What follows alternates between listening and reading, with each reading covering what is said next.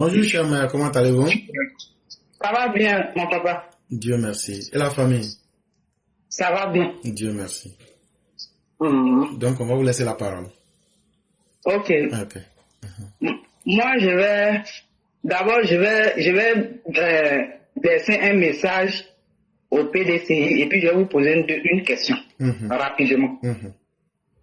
Je voudrais dire au PDCI, leur dernier match qu'ils ont fait, et puis ils ont pris des femmes habillées en blanc, avec collier rouge, bandeau rouge sur leur tête, pour dire, soi-disant qu'ils sont en train de maudire le président. Ce qu'ils ont dit, Wallah Bilal Tanaï, ça va retourner contre eux.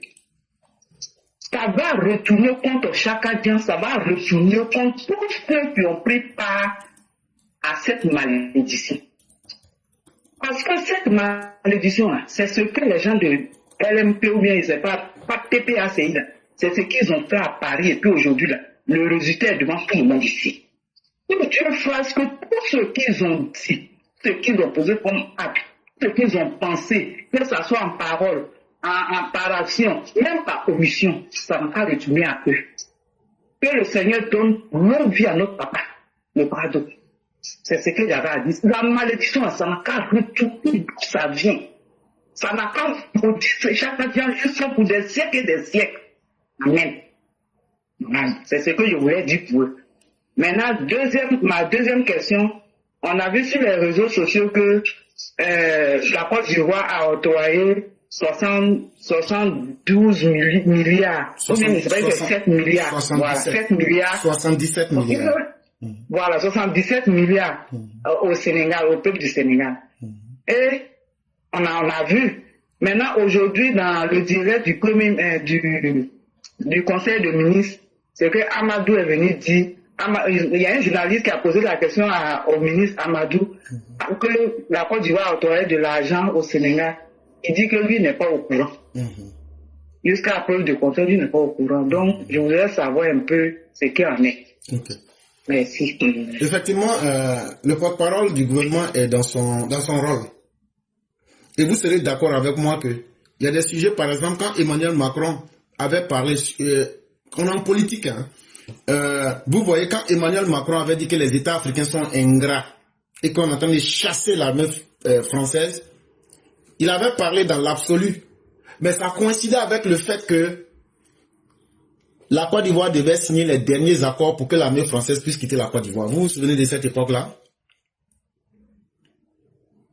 Alors? Oui. Vous vous souvenez de ça? Je me souviens. Voilà.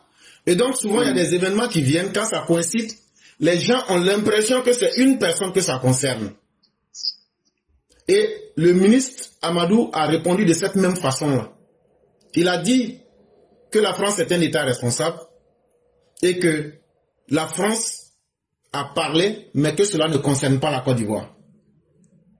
Mais quand tu écoutes, tu vas penser que il est en train de dire que la France a parlé pour les pays de l'AES. En réalité, ça concerne la Côte d'Ivoire. Mais c'est pour dire qu'il y a une manière en toute chose. Cher mère, cette aide qu'on a apportée au Sénégal, ce n'est pas de la publicité que nous voulons faire.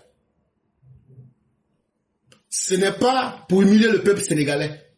Et donc, c'est pas utile de venir faire la promotion de quelque chose. Quand tu as fait le bien là, tu laisses le bien lui-même faire sa promotion. Mais vous n'allez pas, pour tout homme intelligent, vous n'allez pas nous dire qu'ils sont venus voir Alassane Ouattara parce qu'ils étaient à l'aise. Non, ils étaient en difficulté. Et il n'y a personne qui vient voir Alassane Ouattara pour ses problèmes, et puis ces problèmes ne sont pas résolus. Cher mère, je vous mets au défi. Donnez-moi le nom d'une personne qui allait voir Alassane Ouattara et puis son problème n'a pas été résolu. En tout cas, je ne vois pas. Voilà. Donc, le ministre là, lui, il est dans son rôle. Quand on finit le conseil des ministres, on dit, voilà la ligne qu'on suit. Voilà ce qu'il faut dire, voilà ce qu'il ne faut pas dire. Donc, tout ce qui est question, qui n'a pas été abordé au conseil des ministres là, il a le libre choix de dire, cette question-là, je n'en sais rien, ou bien je n'en ai pas connaissance. Et si vous suivez le modèle de communication du ministre, il est très efficace. Quand il y a des sujets sur lesquels il ne veut pas se prononcer, il dit des propos de ce même genre-là pour que vous puissiez lire entre les lignes. Sinon, les médias en ont parlé. Maintenant, si ce n'était pas vrai, la Côte d'Ivoire peut poser plainte contre ces médias. Ça aussi, c'est une voie de recours. Mais à la réalité, pour l'homme Ouattara que nous connaissons, tu peux venir voir Ouattara. Il peut refuser de t'aider. Il va te le dire en face. Il y a un pays même qui est à côté là, je ne voulais pas trop dire certaines choses, qui est venu, qui voulait faire les chichis. Le président l'a dit, je vais vous aider, mais voilà les conditions. Mais quand tu viens qu'il ne te pose pas de conditions, c'est qu'il t'a aidé. Et la Côte d'Ivoire a aidé le Sénégal en leur faisant un prêt de 77 milliards. On le fait avec le Burkina et autres, ça ne nous gêne pas. C'est pas avec un pays frère que le Sénégal que nous ne ferions pas. Mais le ministre est effectivement resté dans son rôle de ne pas humilier un pays frère qu'est le Sénégal. Parce qu'ils sont en difficulté, sont venus vers nous, on les a aidés. C'est pas à nous de les humilier.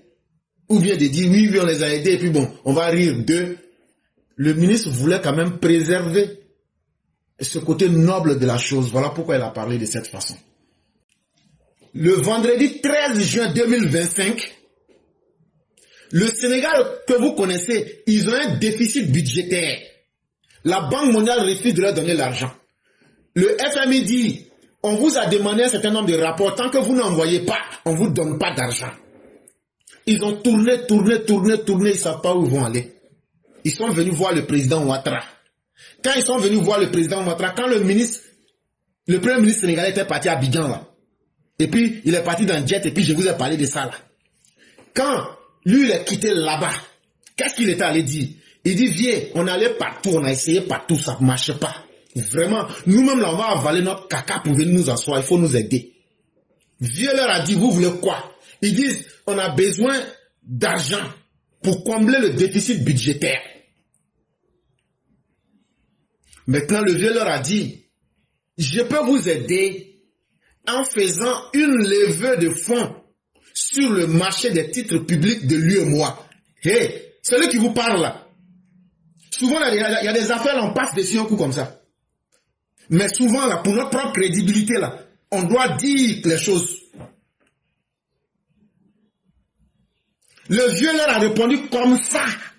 Je vais, votre aide là, je vais mobiliser les gens sur le marché des titres publics de l'Union économique et monétaire ouest africaine, ce qu'on appelle l'UEMOA. On va faire une levée de fonds. Voilà la garantie que le président Ouattara leur a donnée. Donc quand on dit que le président Ouattara a donné 77 milliards là, c'est sa caution qui a été utilisée pour faire cette opération de levée de fonds sur le marché des titres publics de l'UEMOA.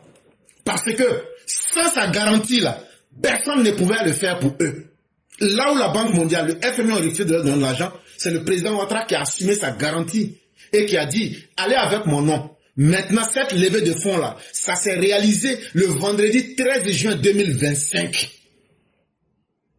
Et ils ont eu 77 milliards de francs CFA.